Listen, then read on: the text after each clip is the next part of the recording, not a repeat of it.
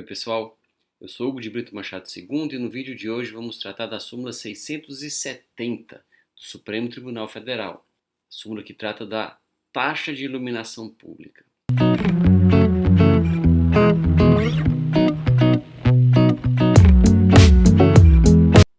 Nos termos da súmula 670, o serviço de iluminação pública não pode ser remunerado mediante taxa. O que isso quer dizer? Significa que o serviço de iluminação pública, por ser um serviço que não é específico e não é divisível, ele não pode ser fato gerador, a prestação desse serviço não é fato gerador de taxa. E é interessante entender o porquê disso. A razão é simples e está ligada à própria teoria geral do direito tributário. Impostos e taxas se diferenciam não pelo destino legal do produto da sua arrecadação, como esclarece o artigo 4º do CTN, mas eles se diferenciam pelo fato gerador da respectiva obrigação. Ou seja, o que torna um imposto não é o fato de o recurso arrecadado com ele ser destinado a esta ou aquela despesa, a despesas gerais do Estado ou despesas específicas. O que torna uma taxa, não é o fato de os recursos com ela arrecadados serem destinados para esse ou para aquele outro serviço. Isso até pode acontecer, o imposto até pode geralmente financiar as despesas gerais do Estado e a taxa ter destinação específica para um serviço determinado. Mas não é isso que os caracteriza como espécie de tributo. Não é o que se faz com o dinheiro depois da arrecadação que define a natureza do tributo, se é imposto ou taxa. O que define a natureza do tributo é o fato que gera a obrigação de pagá-lo. Quando o fato que gera a obrigação de pagar o tributo é um fato praticado pelo contribuinte, pelo sujeito passivo, que ao praticá-lo revela capacidade contributiva, e o tributo é graduado conforme essa capacidade contributiva, nós estamos diante de um imposto.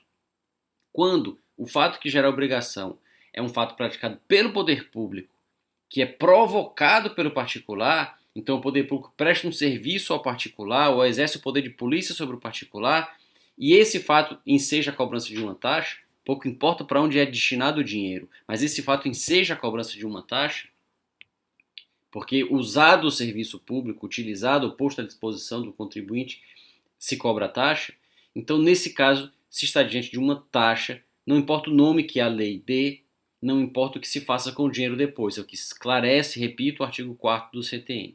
Então, se assim é, se o que diferencia o imposto de uma taxa é o fato gerador da obrigação, as taxas têm, como esclarece a Constituição e como esclarece o CTN, que tem como fato gerador um serviço público específico e divisível. A prestação de um serviço público específico e divisível ao contribuinte, é efetivamente prestado a ele ou posto à sua disposição. O que é um serviço específico e divisível? É um serviço que se pode saber quem usou e quanto usou, exatamente para que, em face dessa utilização provocada por esse contribuinte, haja uma cobrança em face desse contribuinte. E a taxa deve ser calculada levando em conta, de modo naturalmente aproximado, o custo do serviço provocado por aquele contribuinte. É por isso que é preciso saber quem usou e quanto usou, para que a pessoa pague na proporção de quanto tiver usado. Então a taxa não pode ser graduada conforme a riqueza do contribuinte, sob pena de virar um imposto. Ela tem que ser graduada conforme a quantidade de utilização do serviço pelo contribuinte, a intensidade da utilização do serviço pelo contribuinte. E é por isso que o parágrafo 2º do artigo 145 da Constituição esclarece que as taxas não podem ter base de cálculo própria de impostos, porque se elas tiverem base de cálculo próprio de impostos, elas terão também fato gerador próprio de impostos. A base de cálculo nada mais é do que o fato gerador transformado em moeda. É o fato gerador que dimensiona do ponto de vista econômico como será calculado o tributo.